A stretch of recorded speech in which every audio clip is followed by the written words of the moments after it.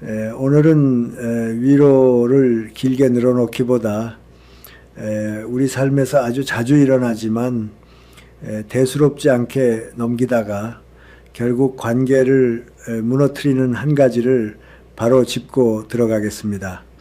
그것은 큰 배신도 거창한 사건도 아닙니다. 섭섭한 마음입니다. 말로는 작아 보이지만 이 마음이 한번 뿌리를 내리면 사람 사이를 서서히 갉아먹습니다. 그리고 어느 날 정말 하루아침에 가까웠던 사람이 원수처럼 느껴지는 순간이 옵니다. 젊을 때 저는 솔직해야 한다는 말을 꽤 믿었습니다.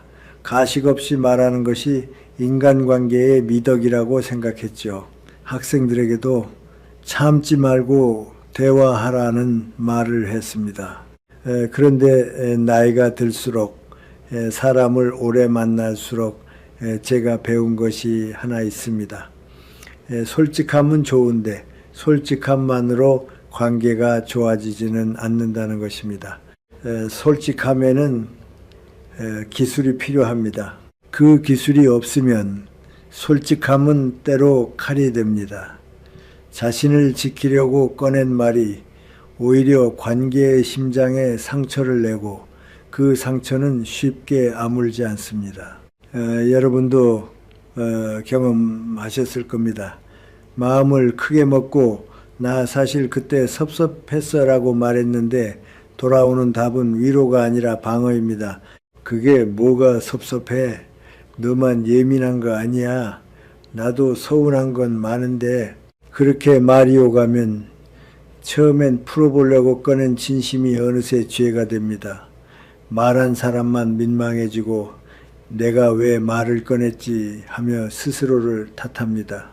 어떤 분은 그날 밤 잠을 설칩니다. 마음속에서 같은 장면이 몇 번이고 되풀이됩니다. 그러다 결국 이런 결론을 내립니다. 아무 말도 하지 말자. 그런데 이 결론이 또 위험합니다. 말하지 않으면 마음속에 남습니다. 남아있는 섭섭함은 언젠가 다른 모양으로 터집니다. 말투가 차가워지고 연락이 줄고 눈빛이 달라지고 미세한 거리감이 생깁니다. 이 작은 거리감이 쌓이면은 관계는 어느 날 끊어진 것 같은 상태가 됩니다. 저는 오랫동안 사람을 관찰해 왔습니다. 학교에서 학생을 만났고 사회에서 많은 분들의 이야기를 들었습니다.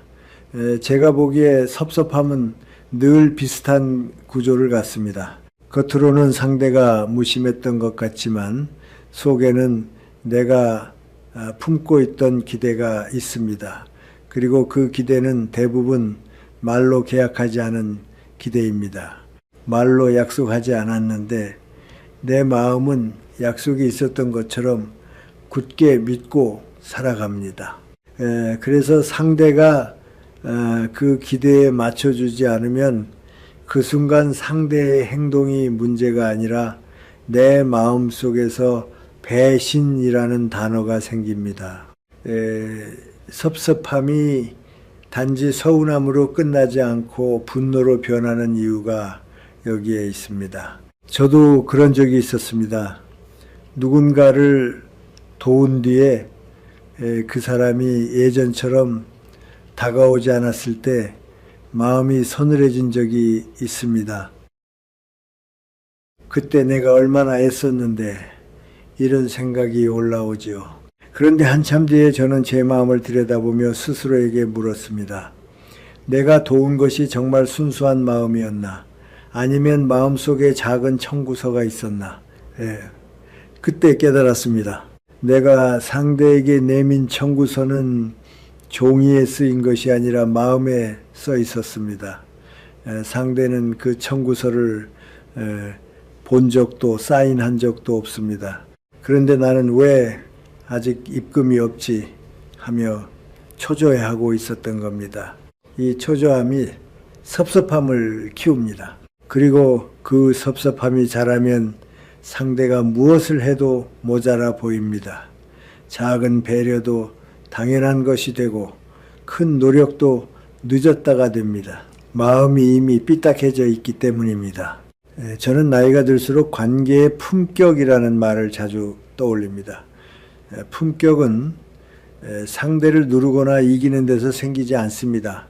품격은 내 감정을 다루는 힘에서 생깁니다. 특히 노년의 품격은 내 마음의 빈자리를 남에게 맡기지 않는 데서 시작됩니다. 많은 분들이 섭섭할 때 가장 먼저 하는 일이 있습니다. 상대에게 가서 내 마음 좀 채워줘 라고 요구하는 것입니다. 물론 사랑하는 사이라면 그럴 수 있습니다. 하지만 현실에서 사람은 늘 내 기대만큼 움직여주지 않습니다. 그럴 때 우리는 더 섭섭해지고 더 큰 말로 압박하고 결국 상대는 숨습니다. 부모가 자녀에게, 배우자가 배우자에게, 친구가 친구에게 이렇게 섭섭함을 요구로 바꾸는 순간 관계는 숨이 막혀집니다. 사람은 고마움을 느끼는 순간도 있지만 동시에 부담을 견디지 못합니다. 부담은 사랑을 이기지 못합니다. 부담은 사랑을 도망치게 합니다. 그래서 저는 오늘 여러분께 한 가지를 먼저 말씀드리고 싶습니다. 섭섭함이 생겼다고 해서 여러분이 잘못된 사람이라는 뜻이 아닙니다. 섭섭함이 생기는 건 자연스럽습니다. 문제는 섭섭함을 다루는 방식입니다.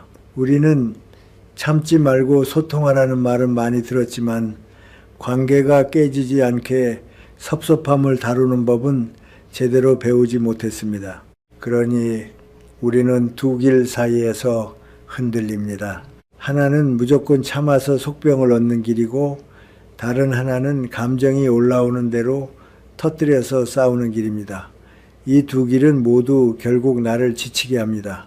여러분, 저는 우리가 제3의 길을 배워야 한다고 생각합니다. 섭섭함이 생겼을 때 구차하게 매달리거나 날카롭게 공격하지 않고도 내 마음을 지키면서 관계도 살리는 길입니다. 이 길은 상대를 바꾸는 기술이라기보다 내 마음을 바로 세우는 훈련입니다.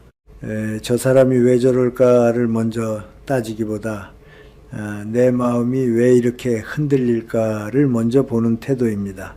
그렇게 해야 섭섭함이 원수가 되는 길을 막을 수 있습니다. 제가 늘 말하는 것이 있습니다. 사람은 누구나 바쁩니다. 누구나 자기 사정이 있습니다. 그리고 누구나 완벽하지 않습니다. 그런데 우리가 섭섭함을 크게 키우는 순간은 대개 상대의 사정을 보지 못할 때입니다. 내 마음이 상한 그 순간 우리는 세상을 내 마음 중심으로 해석합니다. 나를 무시했어, 나를 우습게 봤어, 나를 당연하게 여겨, 이런 해석은 아주 빠르게 떠오릅니다. 하지만 해석이 빠를수록 오해가 많습니다. 오해가 많을수록 말이 거칠어집니다. 말이 거칠어질수록 관계는 쉽게 상처를 입습니다. 결국 상처는 서로에게 남고 원수라는 단어까지 나오게 됩니다. 여러분, 저는 오늘 이 이야기를 가볍게 끝내고 싶지 않습니다. 섭섭함은 단순한 감정이 아니라 우리 노후의 평안을 좌우하는 중요한 문제입니다. 나이가 들수록 관계는 줄어듭니다. 줄어든 관계에서 한 사람 한 사람의 무게는 더 커집니다. 그러니 작은 섭섭함이 더 크게 느껴집니다. 그래서 오히려 지금 우리는 감정에 다루는 법을 배워야 합니다.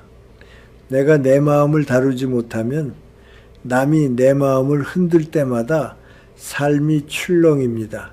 반대로 내가 내 마음을 다룰 수 있으면 남이 조금 무심해도 나는 중심을 잃지 않습니다. 이 차이가 곧 삶의 품격을 만듭니다. 오늘부터 우리는 한 가지를 연습해 봅시다. 섭섭함이 올라오는 순간 바로 입으로 옮기기 전에 잠깐 멈추는 것입니다. 그리고 스스로에게 물어보는 겁니다.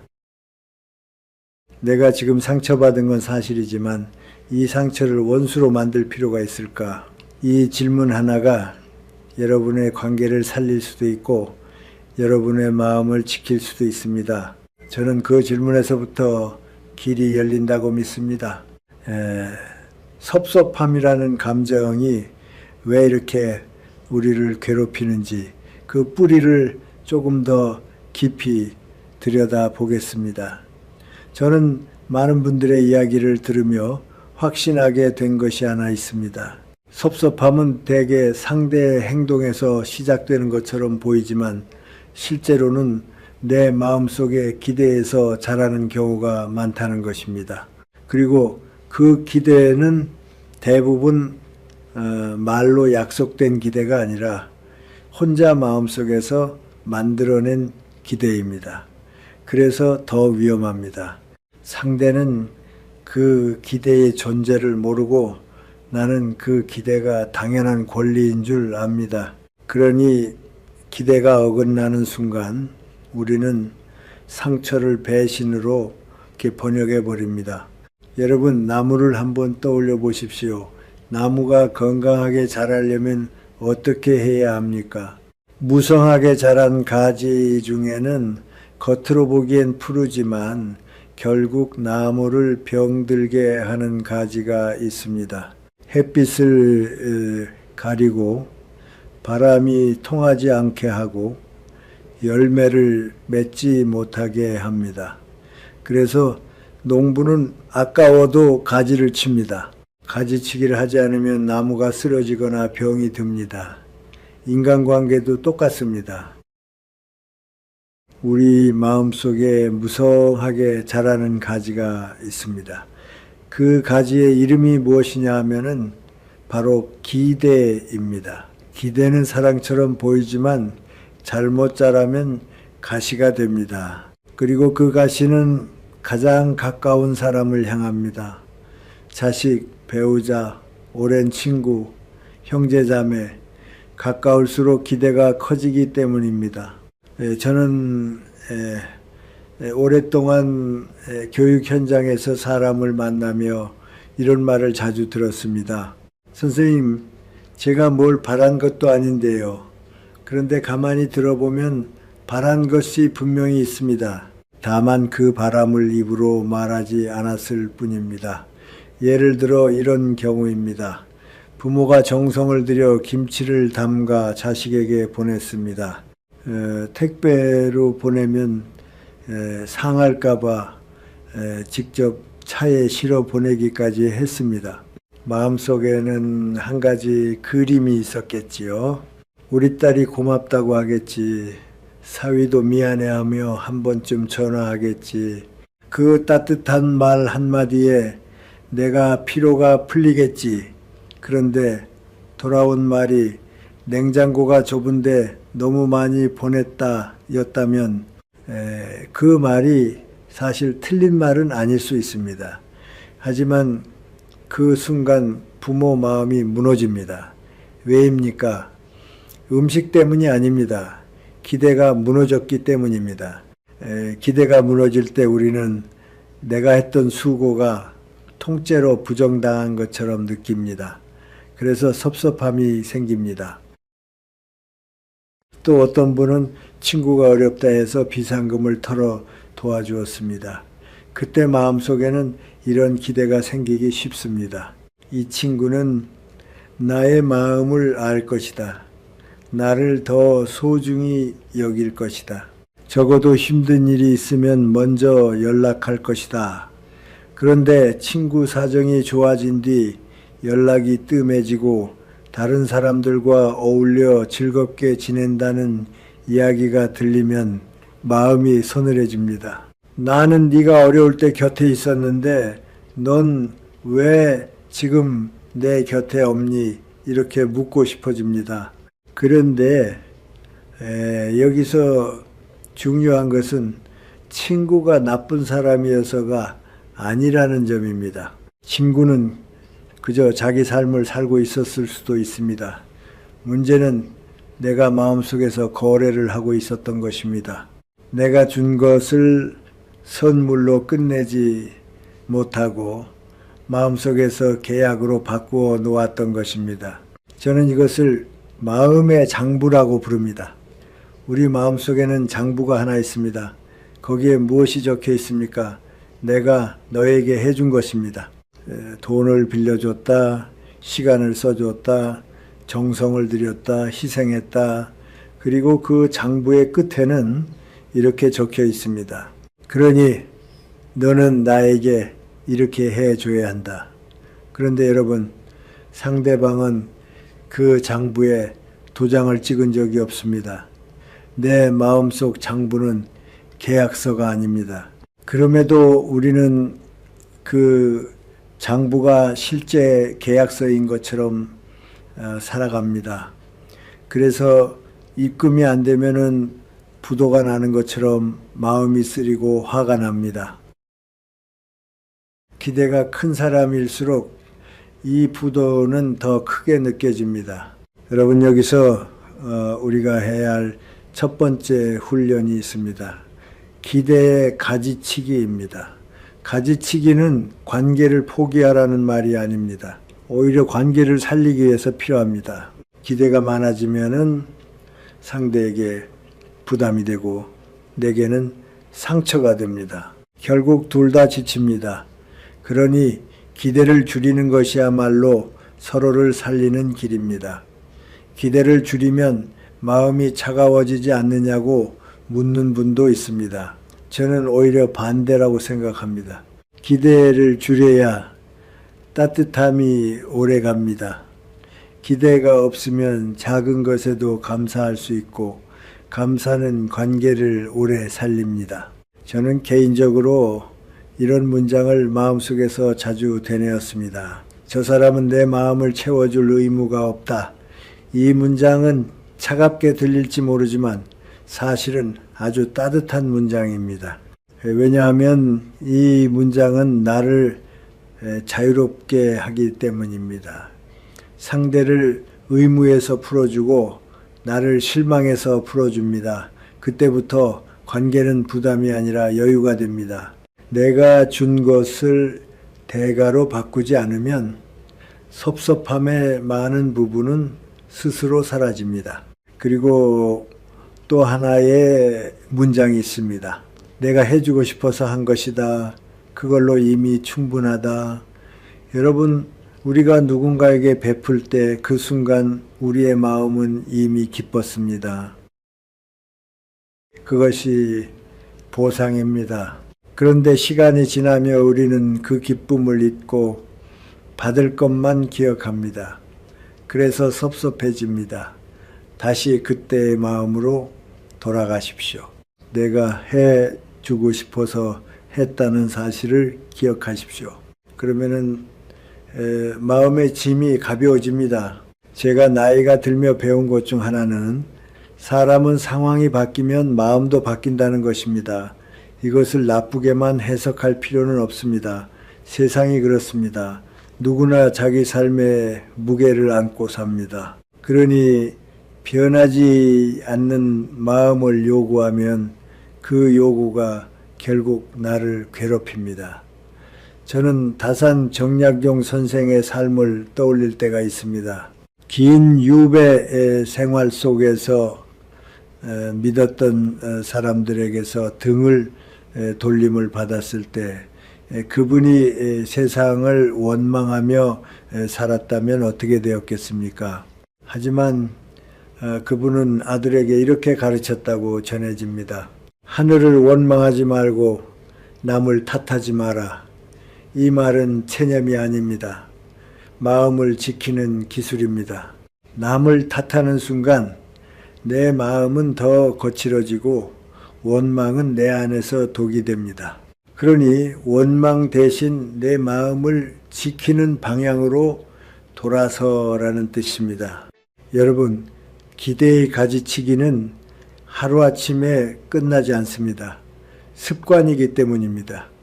기대는 나쁜 의도가 아니라 사랑에서 출발하는 경우가 많습니다. 하지만 사랑이 기대로 굳어지는 순간 사랑은 무거운 짐이 됩니다. 그러니 오늘부터 작은 연습을 하십시오. 섭섭함이 올라올 때마다 마음속에서 이렇게 말하는 것입니다. 지금 내 안에 장부가 펼쳐지고 있구나. 그 순간 장부를 덮는 연습을 하는 겁니다. 상대는 그 장부에 서명하지 않았다. 이렇게 인정하는 것만으로도 마음이 한결 가벼워집니다. 그리고 마지막으로 이렇게 말하십시오. 나는 꽃처럼 피었을 뿐이다. 꽃이 벌에게 꿀을 요구하지 않듯 나는 내가 할 일을 했을 뿐이라고. 이 생각은 여러분의 마음을 부드럽게 합니다. 기대가 줄어들면 섭섭함이 줄어듭니다. 섭섭함이 줄어들면 말이 부드러워집니다. 말이 부드러워지면 관계는 다시 숨을 쉽니다. 여러분이 지키고 싶은 관계가 있다면 먼저 기대부터 줄이십시오. 기대를 줄이는 것이 포기가 아니라 지혜입니다. 그것이 노년의 품격이고 마음의 자유입니다. 이번에는 섭섭함이 커지는 두 번째 이유, 곧 해석의 문제를 이야기하겠습니다. 사람 사이의 갈등은 사실 사건보다 해석에서 더 자주 시작됩니다. 같은 일을 겪어도 어떤 사람은 그럴 수 있지 하고 넘어가고 어떤 사람은 나를 무시했구나 하며 마음이 꺾입니다. 사건은 하나인데 마음의 번역기가 다르기 때문입니다. 저는 이것을 마음의 번역 습관이라고 부릅니다. 나이가 들수록 이 번역 습관은 굳어집니다. 그래서 관계가 더 쉽게 닫힙니다. 오늘 우리가 해야 할 훈련은 하나입니다. 상대의 행동을 무심함이 아니라 바쁨으로, 악의가 아니라 사정으로 먼저 번역해 보는 것입니다. 여러분, 이런 경험이 있으십니까? 자식에게 전화를 했는데 받지 않습니다. 하루가 지나도 답이 없습니다. 이틀이 지나도 조용합니다. 그런데 며칠 뒤 카카오톡 프로필 사진은 바뀌어 있습니다. 골프 치는 사진, 어디 놀러 간 사진, 맛있는 것을 먹는 사진. 그때 여러분 마음속 번역기는 즉시 작동합니다. 나랑 통화할 시간은 없고 저런 건 할 시간이 있나 보네. 나를 우습게 보는구나. 이제 부모를 귀찮아하는구나. 이 번역기가 작동하는 순간 섭섭함은 분노로 변합니다. 그리고 분노는 말투로 흘러나옵니다. 너 요즘 뭐가 그렇게 바쁘길래 전화 한 통을 못하니? 너희는 부모를 뒷방 늙은이 취급하냐? 이런 말이 나옵니다. 여러분, 그 말이 나오는 순간 관계는 숨이 막혀집니다. 자식은 마음이 다칩니다. 미안하다는 말보다 또 시작이네 라는 생각이 먼저 듭니다. 그렇게 몇 번 반복되면은 자식은 전화를 더 피합니다. 여러분은 더 섭섭해집니다. 결국 서로의 마음이 멀어집니다. 이게 현실입니다. 저는 많은 가정에서 이 악순환을 보았습니다. 부모는 사랑 때문에 전화를 걸었는데 자식은 부담 때문에 피하게 됩니다. 부담 때문에 피하니 부모는 더 화가 납니다. 화가 나니 자식은 더 멀어집니다. 이 악순환을 끊는 사람은 누구입니까? 먼저 마음의 번역기를 바꾸는 사람입니다. 상대를 바꾸기보다 내 해석을 바꾸는 사람이 관계를 살립니다. 제가 젊었을 때도 이런 실수를 했습니다. 누군가가 연락을 늦게 했을 때 저는 속으로 나를 가볍게 보는가 하고 생각한 적이 있습니다. 그러나 시간이 지나며 깨달았습니다. 사람은 누구나 자기 일이 있고 누구나 자기 사정이 있습니다. 나를 사랑하지 않아서가 아니라 그 순간 마음의 여유가 없었을 수도 있습니다. 그런데 우리는 남의 사정을 보기 전에 내 감정을 먼저 봅니다. 내 감정이 먼저 불이 붙으면 세상은 그 불빛으로만 보입니다. 그래서 작은 침묵도 큰 무시로 보입니다. 이것이 섭섭함을 키우는 가장 흔한 길입니다. 여러분, 여기 아주 좋은 예가 하나 있습니다. 오래된 친구에게 전화를 했는데 받지 않습니다. 그런데 그날 저녁 우연히 그 친구의 프로필을 보니 제주도 유채꽃밭에서 환하게 웃는 사진으로 바뀌어 있습니다. 마음속에서 어떤 생각이 올라옵니까? 나한테는 바쁜 척 하더니 놀러가 있었네. 내가 힘들 때 너를 얼마나 도와줬는데 다시는 연락하지 말아야지. 이런 생각이 올라옵니다. 그 순간 우리는 혼자 소설을 쓰기 시작합니다. 상대의 의도를 마음대로 결론 내립니다. 그런데 다음날 아침 친구에게서 전화가 옵니다. 목소리가 죽어 있습니다. 알고 보니 어제 친구의 아내가 갑자기 쓰러져 응급실에 가느라 정신이 없었던 겁니다. 제주도 사진은 며칠 전 사진이고 딸이 힘내라는 의미로 바꿔 놓았던 것이었습니다. 여러분, 만약 우리가 전날 밤 너는 어떻게 그럴 수 있냐고 따졌다면 어떻게 되었을까요? 친구는 아내의 걱정으로 피가 마르는 상황에서 또 하나의 상처를 받았을 겁니다. 우정은 끝났을지도 모릅니다. 결국 우리는 상대가 나빠서가 아니라 내 해석이 성급해서 관계를 깨뜨릴 뻔한 겁니다. 심리학에서는 이런 현상을 기본적 귀인 오류라고 합니다. 쉽게 말해 나는 내 행동을 상황 탓으로 설명하고 남의 행동은 성격 탓으로 설명하는 오류입니다. 내가 늦은 건 일이 있었기 때문이고 네가 늦은 건 네가 원래 그런 사람이기 때문이라고 생각하는 겁니다. 이 오류에 빠지면 우리는 상대의 침묵을 무시로 오역하고 상대의 바쁨을 냉정함으로 오역합니다. 그리고 오역은 곧 상처를 만들고 상처는 원망을 낳습니다. 여러분, 노년의 품격은 어디서 나옵니까? 저는 넉넉함에서 나온다고 생각합니다. 이 넉넉함은 돈이 많아서가 아니라 마음의 해석이 넉넉해서 생깁니다. 상대의 행동을 악의로 몰아가지 않고 사정을 먼저 헤아리는 마음, 그 마음이 있을 때 우리는 쉽게 무너지지 않습니다. 오히려 섭섭함이 올라오다가도 짠한 마음으로 바뀝니다. 아, 저 사람도 힘들겠구나. 지금은 여유가 없겠구나. 이렇게 해석이 바뀌면 분노가 기도로 바뀌기도 합니다. 이것이 노년의 강함입니다. 싸워서 이기는 강함이 아니라 해석을 바꾸어 마음을 지키는 강함입니다. 저는 어떤 어르신의 말을 아직도 기억합니다. 그분은 예전에는 자식 전화가 뜸하면 크게 화를 내셨다고 합니다. 나를 무시하냐 하고 호통을 치셨지요. 그런데 어느 날 자식이 쓰러졌다는 소식을 듣고 병원에 달려가 보니 자식이 얼마나 힘들게 버티고 있었는지 알게 되었다는 겁니다. 그날 이후 그분은 생각이 바뀌었습니다. 무소식이 희소식이더라. 연락이 없다는 건 그만큼 자기 자리에서 버티고 있다는 뜻이더라. 여러분, 해석 하나를 바꿨을 뿐인데 그분의 얼굴이 달라졌습니다. 섭섭함이 줄어드니 표정이 부드러워졌고 표정이 부드러워지니 자식도 다시 다가왔습니다. 이것이 관계의 이치입니다. 공자는 평생 지켜야 할 한 글자를 서라고 했습니다. 용서할 서입니다. 그런데 이 글자를 잘 들여다보면은 같을 여 아래에 마음심이 있습니다. 즉, 내 마음을 기준으로만 판단하지 말고 상대의 마음을 내 마음처럼 헤아리라는 뜻입니다.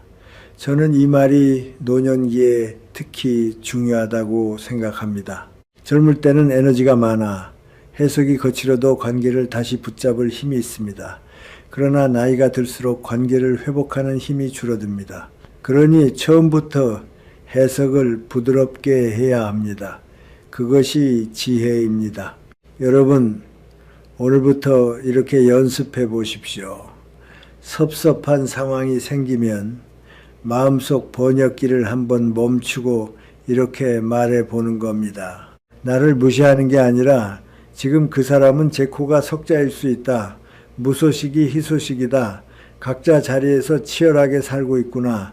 이 말을 입 밖으로 한번 내어 뱉어 보십시오. 말은 마음을 이끕니다. 해석은 감정을 이끕니다. 해석이 바뀌면 감정이 바뀌고 감정이 바뀌면 관계가 살 길이 열립니다. 여러분, 우리는 남을 통제할 수 없습니다. 그러나 내 해석은 훈련할 수 있습니다. 섭섭함을 분노로 키우는 길은 성급한 해석에서 시작됩니다. 반대로 섭섭함을 지혜로 바꾸는 길은 넉넉한 해석에서 시작됩니다. 노년의 품격은 바로 이 넉넉함에서 나옵니다. 이번에는 섭섭함이 올라올 때 가장 결정적인 기술 하나를 말씀드리겠습니다. 저는 이것을 3일의 침묵 또는 72시간의 골든타임이라고 부릅니다. 관계를 무너뜨리는 말은 대부분 내용이 나빠서가 아니라 타이밍이 나빠서 생깁니다. 우리가 화가 났을 때 하는 말은 대개 옳고 그름을 가리기보다 상대를 아프게 하는 방향으로 튀어나옵니다. 그러고 나면 나중에 후회합니다. 내가 왜 그렇게까지 말했지? 그 말은 하지 말았어야 했는데 여러분, 후회는 늘 늦습니다. 그래서 우리는 말하기 전에 시간을 가져야 합니다. 그 시간을 저는 딱 3일로 권합니다. 한국 사람들은 숙성의 힘을 잘 압니다. 김치는 바로 담그면 맛이 없습니다. 된장도 시간이 필요합니다. 그런데 감정은 어떻습니까? 감정은 대개 숙성시키지 않고 바로 꺼냈습니다. 막 잡은 생선처럼 비리고 날카로운 상태에서 말이 나갑니다. 그 말은 상대의 마음을 상하게 하고 관계를 흔듭니다. 그러나 감정을 딱 3일만 묵혀두면 그 감정은 놀랄 만큼 달라집니다. 처음에는 분노였던 것이 서운함으로 내려오고, 서운함은 아쉬움으로 내려오고, 아쉬움은 이해로 바뀌기도 합니다. 이 변화가 일어나는데 필요한 시간이 바로 72시간입니다. 심리학에서도 비슷한 이야기를 합니다. 우리가 화가 나면 뇌의 감정 영역이 강하게 흥분합니다. 그때는 이성적인 판단이 약해지고 말이 과격해집니다. 흔히 눈이 뒤집혔다고 하죠. 그 상태에서 하는 말은 거의 100% 후회를 남깁니다. 그래서 저는 사람들에게 늘 말합니다. 화가 나면 섭섭하면 당장 결론을 내리지 말고 시간을 가지십시오. 지금 내 감정이 말하고 있다. 3일만 기다리자. 이 한 문장이 관계를 살립니다. 여러분, 어떤 분의 이야기를 들려드리겠습니다. 경기도에 사시는 한 어머니가 가족 단체방에 좋은 글과 예쁜 꽃 사진을 올렸다고 합니다. 별것 아닌 것처럼 보이죠. 그런데 시간이 지나도 숫자 1이 사라지지 않습니다. 읽긴 읽었는데 아무도 답을 하지 않는 겁니다. 1시간, 2시간, 밤이 되어도 조용합니다. 그때 마음이 어땠겠습니까? 내가 투명인간인가? 읽고도 무시하네. 지들끼리는 잘 웃고 떠들면서 이런 생각이 올라옵니다. 그리고 그 생각이 뜨거운 감정으로 바뀌면 손이 먼저 움직입니다. 나가기 버튼을 눌러버립니다. 나 이제 너희랑 말 안 섞어. 어디 한번 내 빈자리를 느껴봐. 이런 작은 시위가 관계를 흔듭니다. 그런데 여러분, 다음 날 아침 눈을 뜨면 마음이 정말 시원합니까? 대개 그렇지 않습니다. 오히려 더 쓰립니다. 내가 왜 나갔지? 괜히 일을 크게 만들었나? 이제 어떻게 다시 들어가지? 그렇게 자존심이 또 문제를 만듭니다. 여기서 우리가 배울 것이 있습니다. 감정이 뜨거울 때 행동은 언제나 감정을 더 뜨겁게 만듭니다.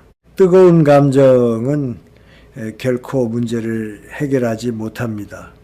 오히려 문제를 확대합니다. 그래서 저는 3일의 침묵을 권합니다. 침묵은 비겁함이 아닙니다. 침묵은 회피가 아닙니다.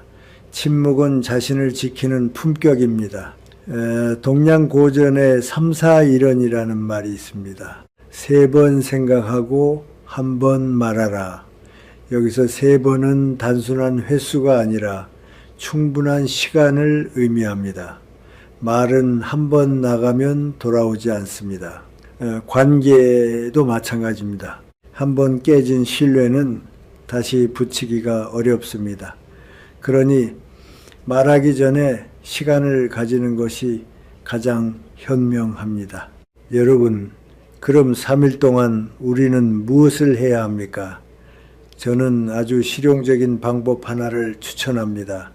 문자창이 아니라 메모장에 쓰는 것입니다. 하고 싶은 말을 그대로 써보십시오.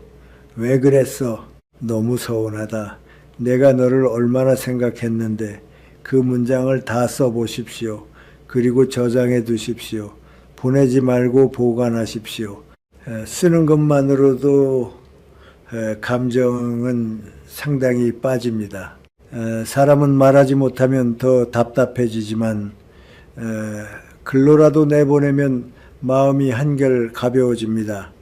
그런데 중요한 것은 보내지 않는 것입니다. 글은 내 마음을 정리하기 위한 도구이지 상대를 공격하기 위한 무기가 아닙니다. 3일이 지나면 놀라운 일이 일어납니다. 처음에 그렇게 불타오르던 문장을 다시 읽어보면 스스로도 민망해지는 부분이 있습니다. 내가 너무 과했구나. 이건 굳이 말해서 싸울 일이 아니구나. 이렇게 되면 80%의 문제는 그냥 사라집니다. 그리고 사라진 문제는 다시 묻지 마십시오. 그때 내가 얼마나 참았는지 알아? 이런 말은 다시 장부를 펼치는 일입니다. 참았던 것은 내 품격으로 남기면 됩니다. 상대에게 청구서로 내밀 필요는 없습니다. 하지만 여러분, 3일이 지나도 마음이 가라앉지 않는 일이 있습니다.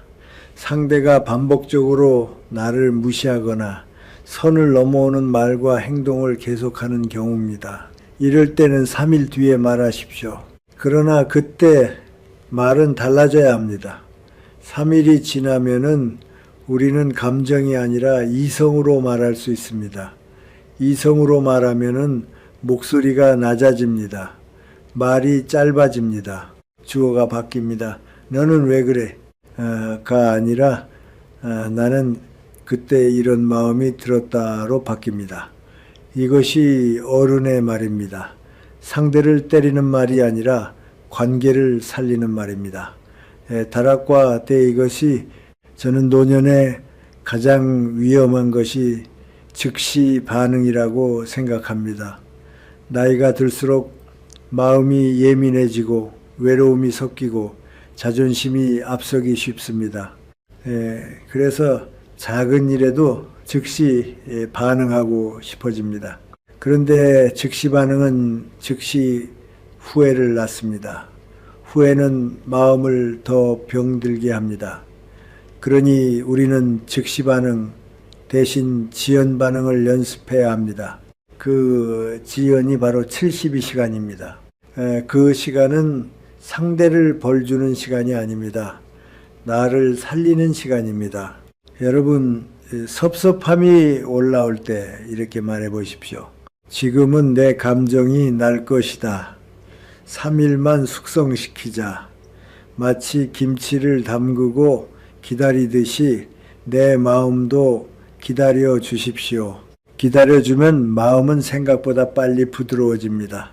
그 부드러움 속에서 우리는 더 정확히 봅니다.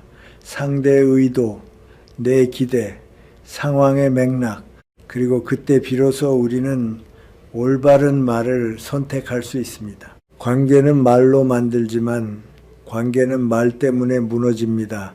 특히 타이밍이 나쁜 말 한마디가 평생의 정을 끊어놓기도 합니다.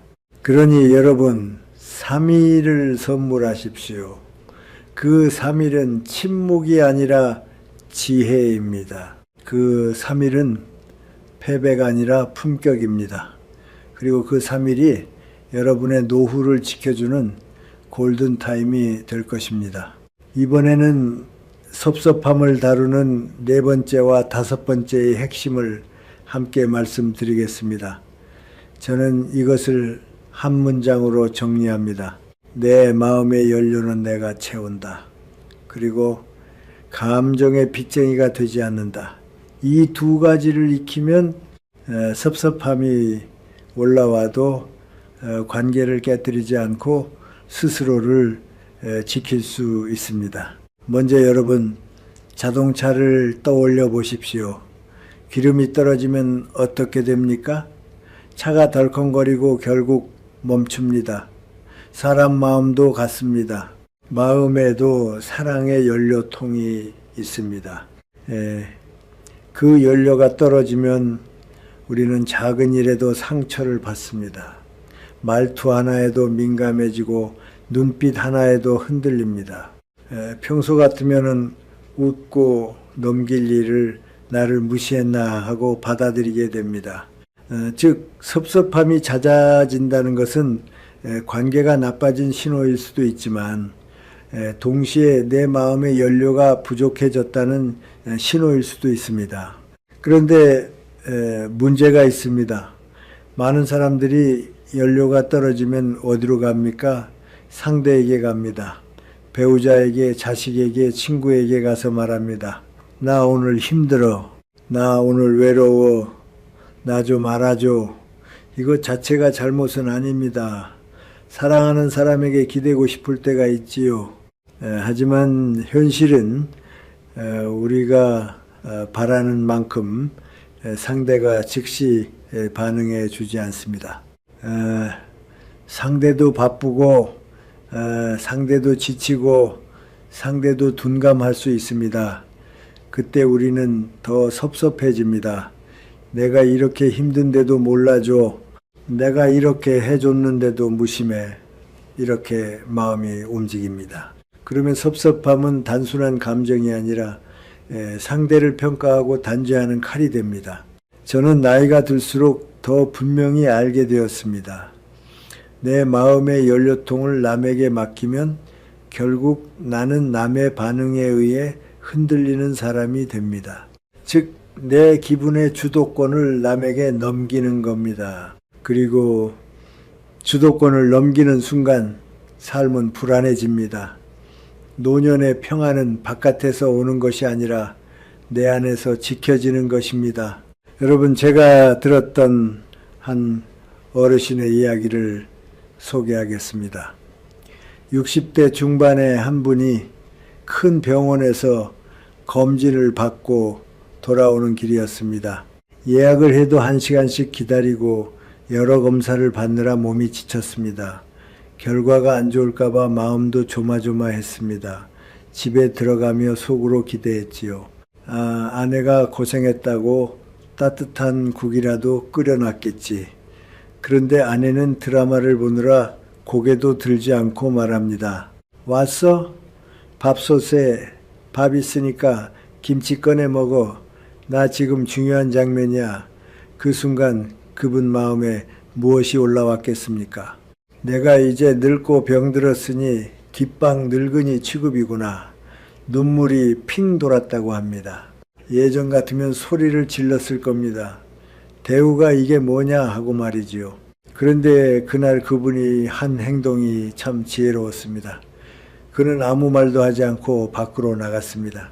그리고 평소에는 비싸서 누가 사줘야 먹지 하며 미뤄두었던 장어집에 혼자 들어갔습니다. 장어 정식을 시켜서 천천히 먹으며 스스로에게 이렇게 말해 주었습니다. 수고했다. 오늘만큼은 내가 나를 대접한다.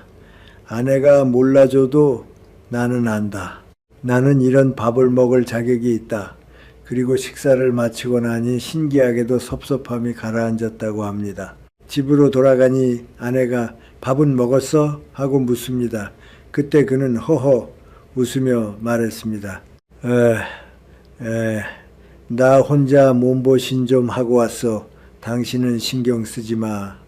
여러분, 여기서 중요한 것은 장어가 아닙니다.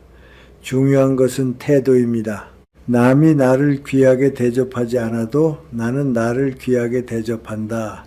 이 태도가 섭섭함을 이깁니다. 저는 이것을 자기 존중의 의식이라고 부릅니다. 우리는 흔히 존중을 남에게서 받으려고만 합니다. 그러나 진짜 존중은 내가 나를 대하는 방식에서 시작됩니다. 내가 나를 하찮게 여기면 남의 작은 무심함에도 무너집니다.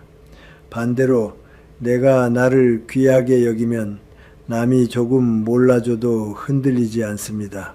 내 안이 이미 꽉 차 있기 때문입니다. 내 안이 꽉 찬 사람은 인정이 덤이 됩니다. 있으면 좋고 없어도 그만인 덤. 그러나 내 안이 텅 빈 사람에게는 인정이 생존이 됩니다. 그래서 작은 무심함에도 큰 상처가 됩니다. 여러분, 이제 5번째로 넘어가겠습니다. 감정의 빚쟁이가 되지 마라. 섭섭할 때 사람들이 자주 내뱉는 말이 있습니다. 내가 너를 어떻게 키웠는데, 내가 너 힘들 때 얼마나 도와줬는데 네가 나한테 이럴 수 있어. 이 말들은 겉으로는 사랑의 호소처럼 들리지만 실제로는 청구서입니다. 사랑을 돈으로 환산해 갚아라라고 말하는 것과 같습니다.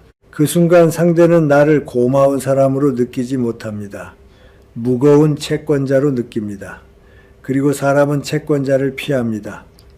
그래서 관계는 더 멀어집니다.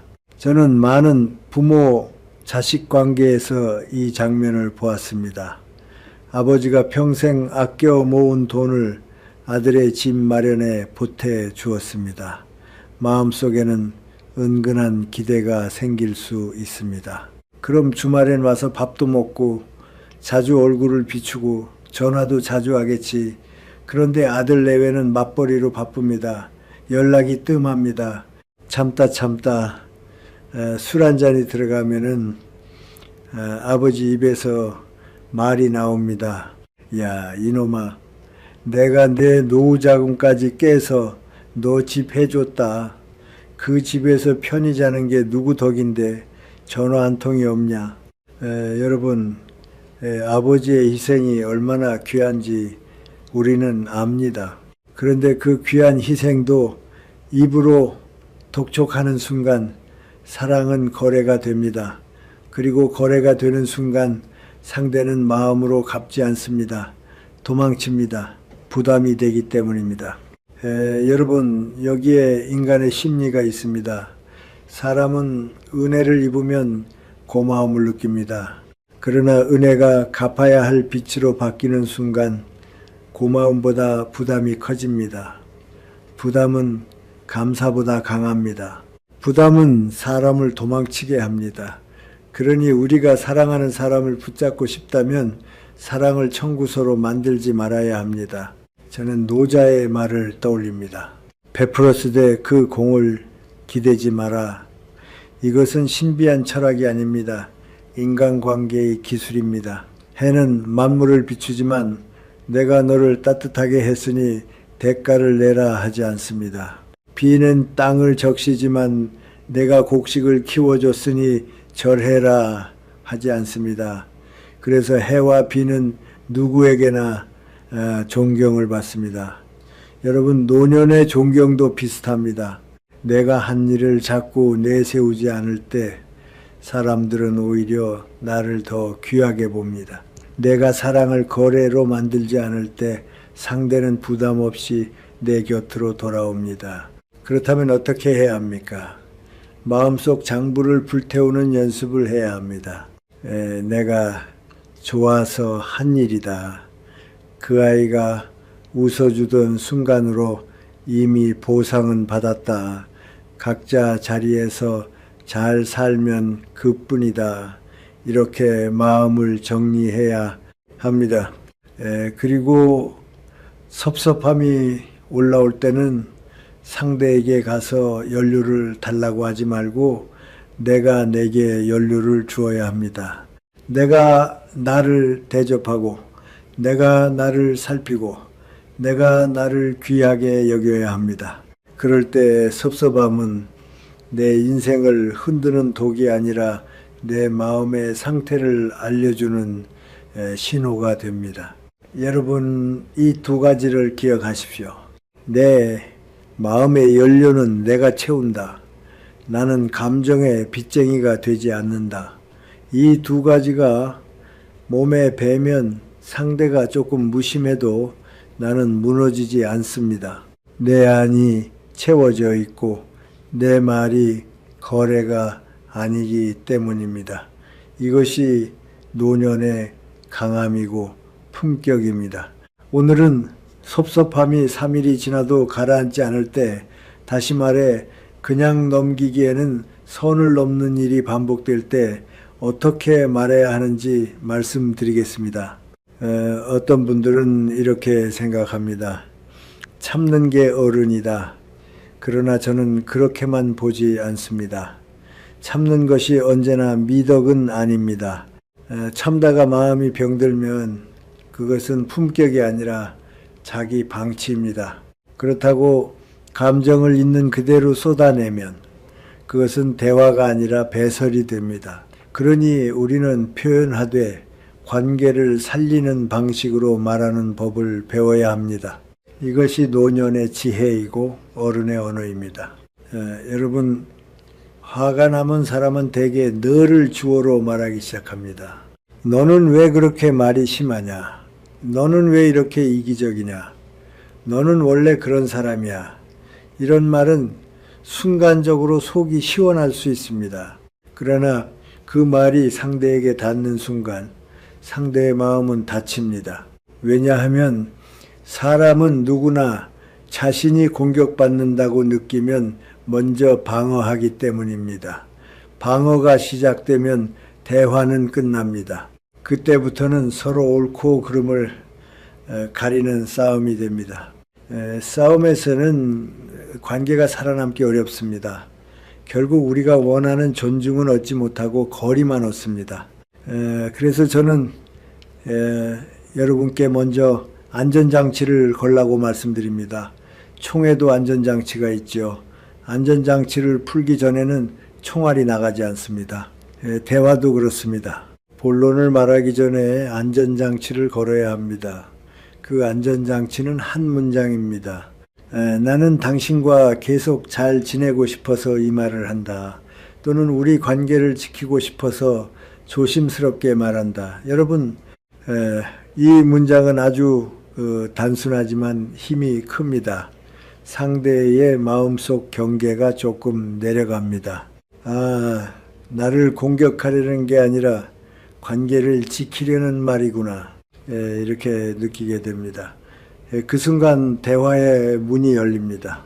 저는 오랜 세월 강단에서 학생들을 가르치며 말 한마디가 사람의 태도를 어떻게 바꾸는지 수없이 보았습니다. 같은 내용을 말해도 내가 너를 고치겠다는 톤으로 말하면 상대는 반항합니다. 반대로 우리가 함께 나아가자는 톤으로 말하면 상대는 듣기 시작합니다. 그러니 안전장치는 습관이 되어야 합니다. 특히 가족에게, 오래된 친구에게 그 문장 한 줄이 관계를 살립니다.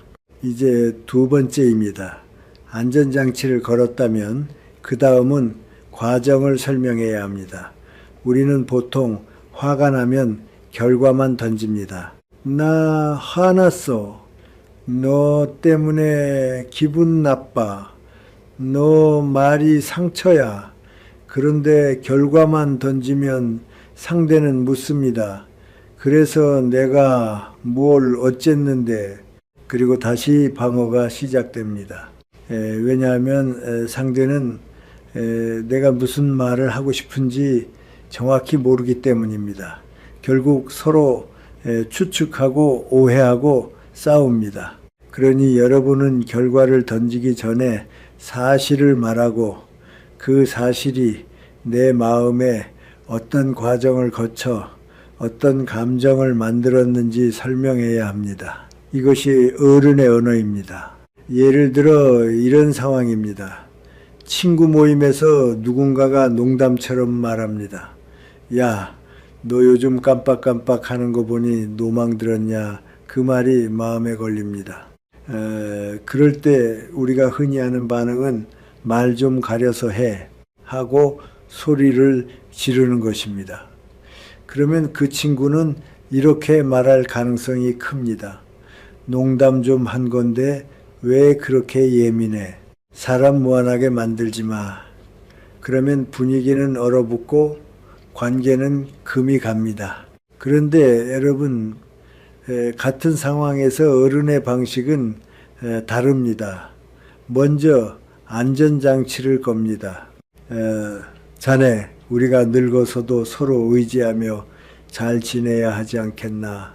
이렇게 말하면 상대는 이 말은 나를 망신 주려는 게 아니구나 하고 마음이 풀립니다. 그 다음에 사실을 말합니다. 아까 사람들 앞에서 자네가 나보고 노망 들었다라고 농담했을 때 말이야. 그리고 과정을 말합니다.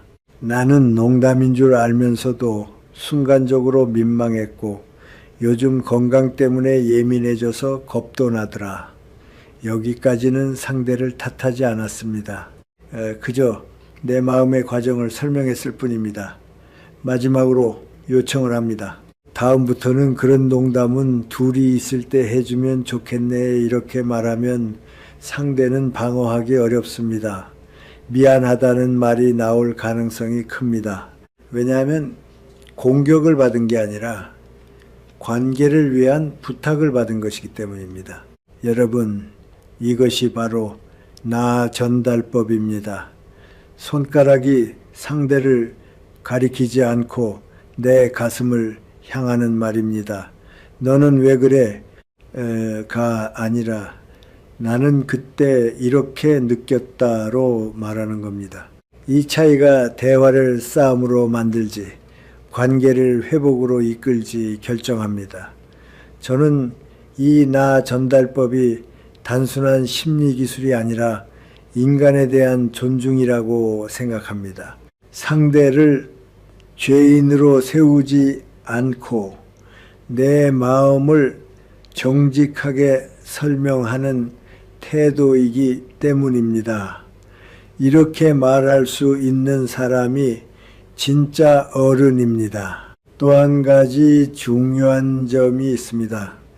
우리는 말할 때 상대를 고치려고 하면 실패합니다. 너는 원래 무례해. 너는 인성이 문제야. 이런 말은 상대를 변화시키지 못합니다. 오히려 관계를 끊습니다. 대신 우리는 상대의 행동 중 구체적인 장면을 짚어야 합니다. 사람은 인격을 공격받으면 방어하지만 구체적 행동을 들으면 생각할 여지가 생깁니다. 그러니 너는 항상 같은 단어를 줄이십시오. 늘, 맨날, 도대체 같은 말은 감정을 키웁니다. 감정이 커지면 말이 커지고 말이 커지면 상대도 커집니다. 결국 서로 커지다가 관계가 터집니다. 어른의 말은 크지 않습니다. 어른의 말은 낮고 정확합니다. 여러분, 저는 노년의 인간관계에서 가장 필요한 것이 품격 있는 경계라고 생각합니다. 경계는 벽이 아닙니다. 경계는 길입니다. 내가 어디까지는 괜찮고 어디부터는 힘든지를 알려주는 표지판입니다. 표지판을 세우지 않으면 사람은 길을 벗어납니다. 그러니 반복되는 물에 반복되는 무시는 3일 숙성 후에 반드시 말해야 합니다. 다만 그 말은 상대를 망신 주는 말이 아니라 관계를 안내하는 말이어야 합니다. 나는 당신과 계속 잘 지내고 싶다. 그런데 이 부분은 나에게 힘들다. 이 말이 경계입니다. 이 경계를 세우면은 상대는 나를 더 함부로 대하기 어렵습니다. 그리고 내가 나를 지킬 수 있습니다. 마지막으로 여러분께 한 가지를 더 드리겠습니다. 대화를 시작할 때 목적을 분명히 하십시오. 목적이 이기기가 되면 말은 날카로워집니다. 목적이 상대가 무릎 꿇기가 되면 말은 잔인해집니다. 그러나 목적이 관계를 살리면서 나를 지키기가 되면 말은 단단하고 따뜻해집니다. 저는 이것이 김영석이라는 한 사람이 평생 배운 말의 윤리라고 생각합니다. 말은 사람을 살릴 수도 있고 사람을 죽일 수도 있습니다. 특히 섭섭함이 섞인 말은 더 그렇습니다. 그러니 우리는 말의 목적을 먼저 세워야 합니다. 여러분 기억하십시오. 너로 시작하면 싸움이 됩니다. 나로 시작하면 대화가 됩니다. 안전장치를 걸고 사실을 말하고 내 마음의 과정을 설명하고 요청을 덧붙이십시오. 그러면은 소리 지르지 않아도 상대를 부끄럽게 만들 수 있고 관계를 깨지지 않게 지킬 수 있습니다. 이것이 섭섭함을 우아하게 풀어내는 어른의 대화법입니다. 이제 마지막으로 섭섭함을 끝까지 끌고 가는 사람들의 공통된 습관 하나를 말씀드리겠습니다. 저는 이것을 장부를 펴는 습관이라고 부릅니다. 사람은 누구나 마음속에 낡은 장부 하나씩을 가지고 삽니다. 그 장부에는 붉은 글씨로 섭섭했던 기억들이 빼곡히 적혀 있습니다. 그때 며느리가 했던 말, 그날 친구가 내 전화를 씹었던 일, 내가 아팠을 때 남편이 무심했던 장면. 여러분, 문제는 그 장부가 존재하는 것이 아닙니다. 문제는 우리가 그 장부를 자주 꺼내 읽는다는 데 있습니다. 꺼내 읽는 순간 섭섭함은 다시 살아납니다. 과거의 상처가 현재의 분노가 됩니다. 그래서 관계는 오늘도 회복되지 못합니다. 저는 나이가 들수록 이 사실이 더 분명해졌습니다.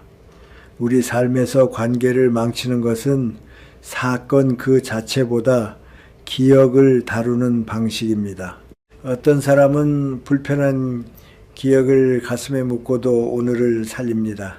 어떤 사람은 불편한 기억을 꺼내어 매일 되새기며 오늘을 망칩니다. 결국 같은 일을 겪어도 어떤 사람은 평온해지고 어떤 사람은 독해집니다. 그 차이는 장부를 덮을 줄 아는가입니다. 여러분, 섭섭함이 사라지지 않는 이유를 생각해 보십시오. 상대가 계속 잘못해서입니까? 물론 그런 경우도 있습니다. 하지만 많은 경우 상대는 이미 잊었는데 나는 아직도 기억합니다. 상대는 그 말을 한 줄도 모릅니다. 그런데 나는 그 말 한마디를 몇 년 동안 안고 삽니다. 그리고 이상하게도 좋은 기억은 빨리 흐려지는데 나쁜 기억은 선명합니다. 그래서 우리는 100가지 잘한 것을 물에 새기고 한 가지 서운한 것을 돌에 새기는 습관을 갖게 됩니다.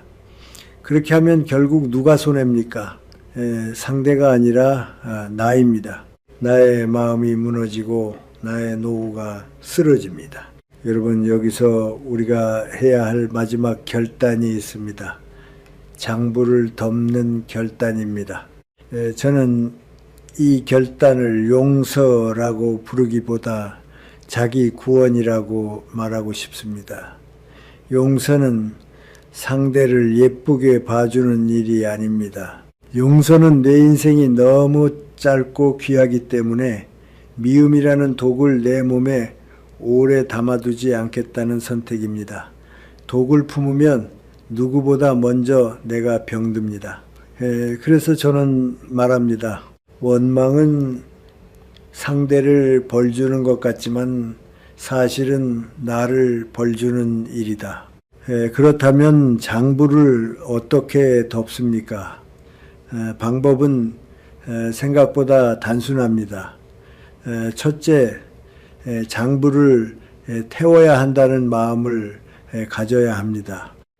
장부를 정리해서 보관하려고 하면 안 됩니다. 정리해서 보관한다는 것은 언젠가 또 꺼내 읽겠다는 뜻입니다. 장부는 보관할수록 힘이 세집니다. 그러니 과감하게 태우겠다는 마음을 가져야 합니다. 둘째, 장부를 태우면은 빈자리가 생깁니다. 그 빈자리에 무엇이 들어옵니까?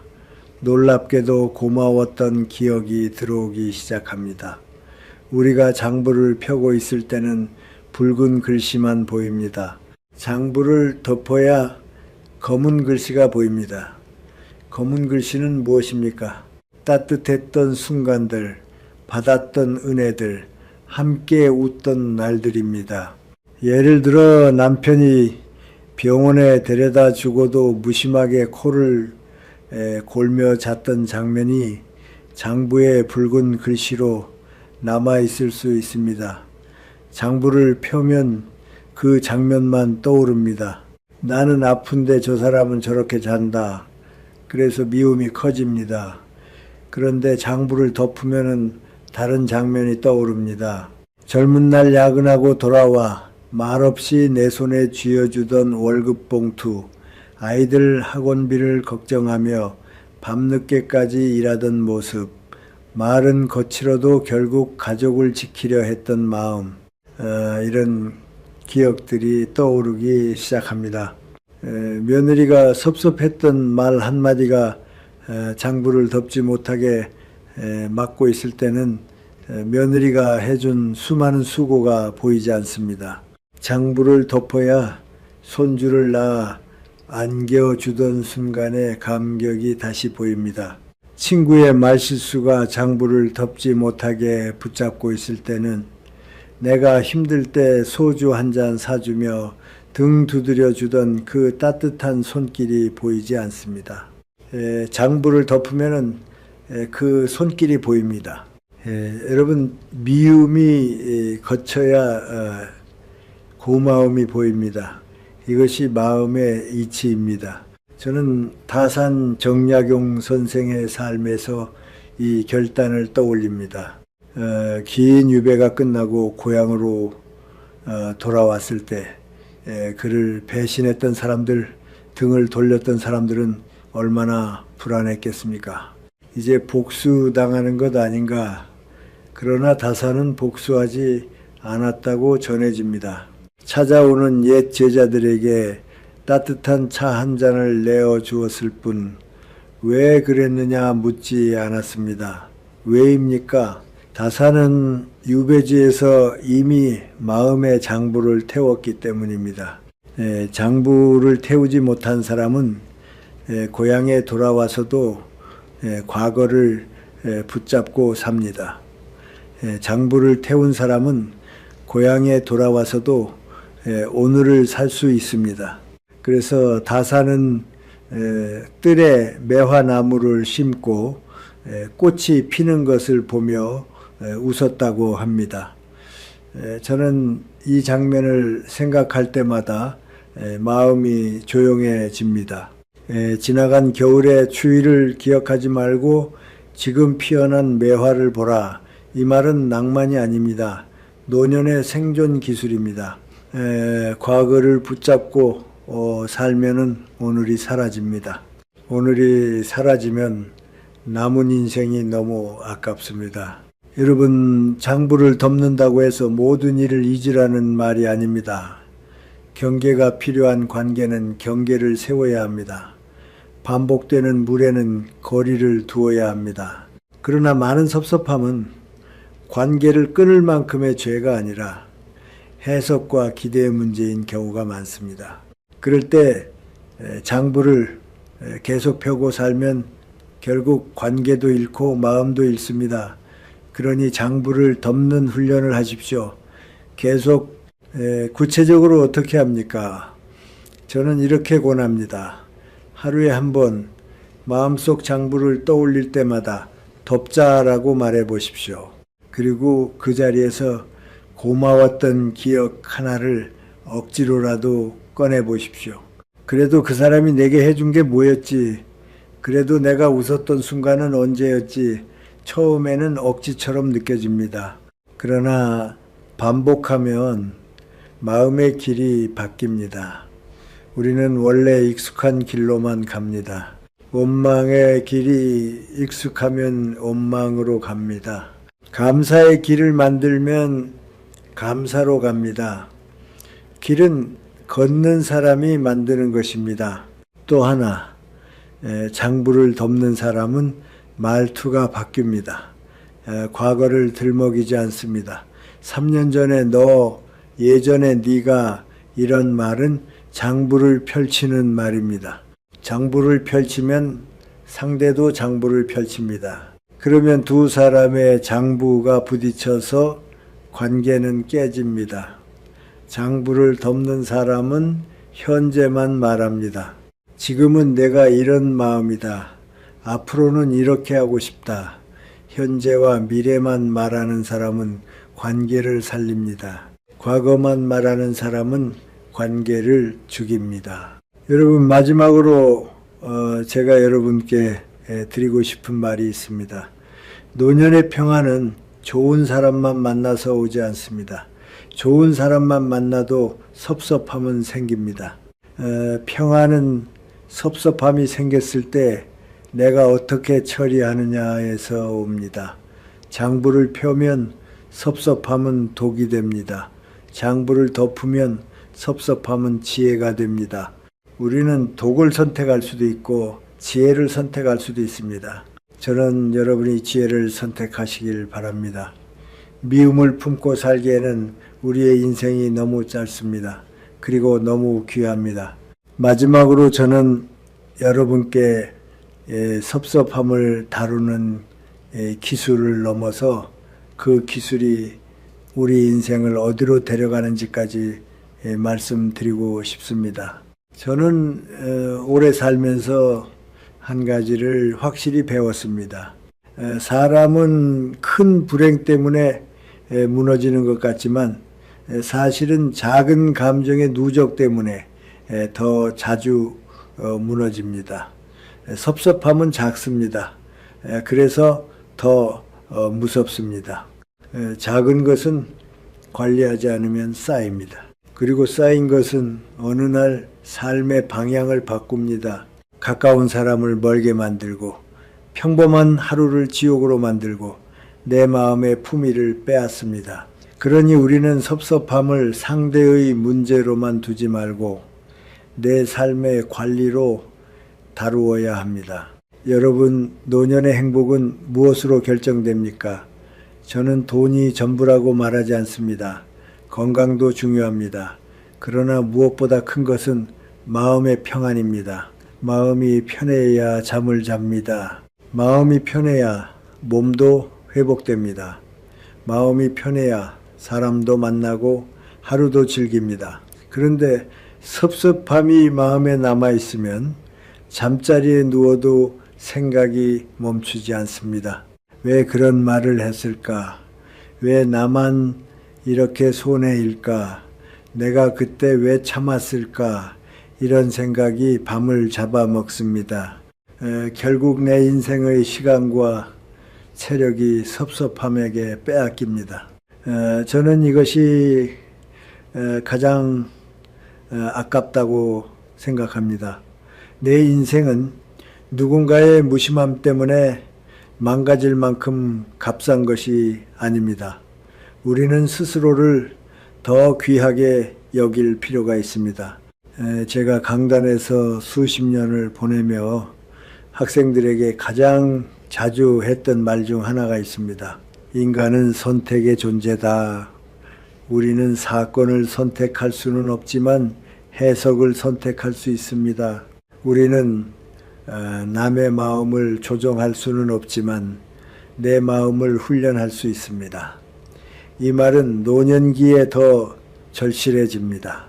왜냐하면 나이가 들수록 삶의 변수는 늘어나고 체력은 줄어들고 관계는 좁아지기 때문입니다. 관계가 좁아질수록 한 사람의 말과 행동이 내 마음에 미치는 영향이 커집니다.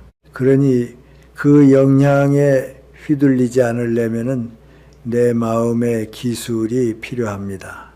결국 노년의 품격은 기술입니다. 타고나는 것이 아니라 훈련으로 얻는 것입니다.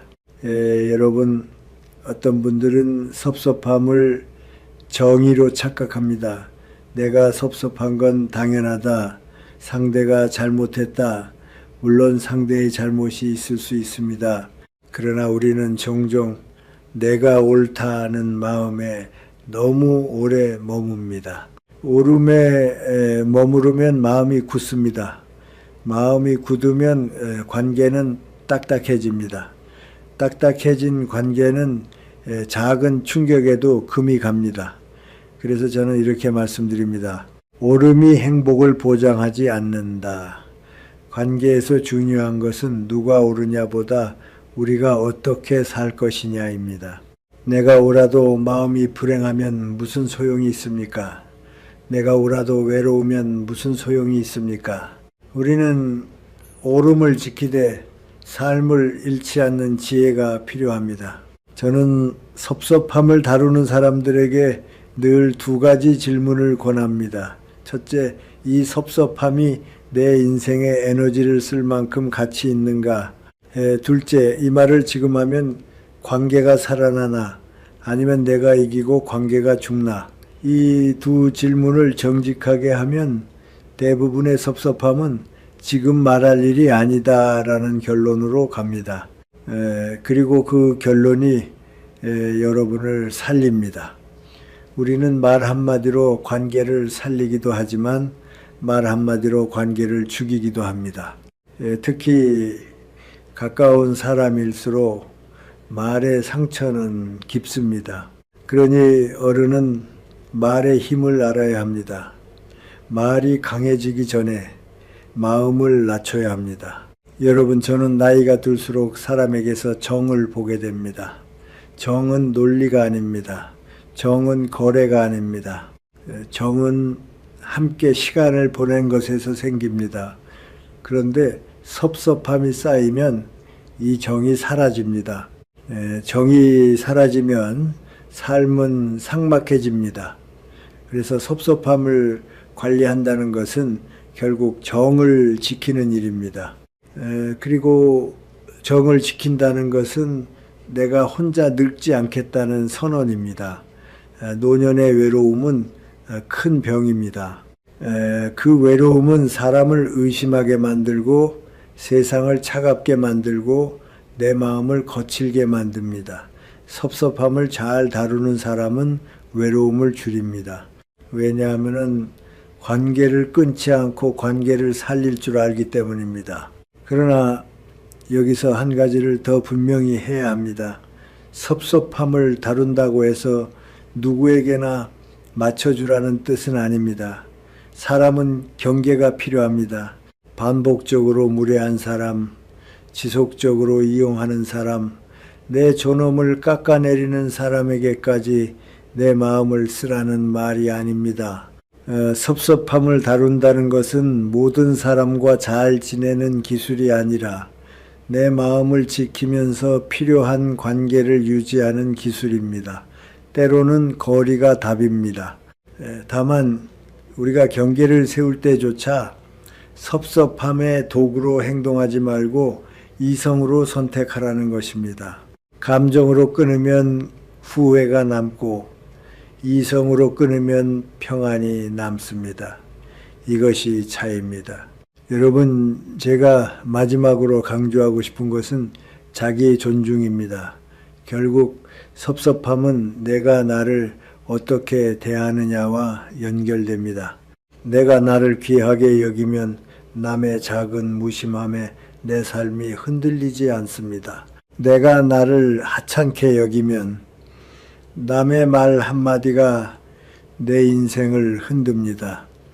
그래서 저는 여러분께 부탁드리고 싶습니다.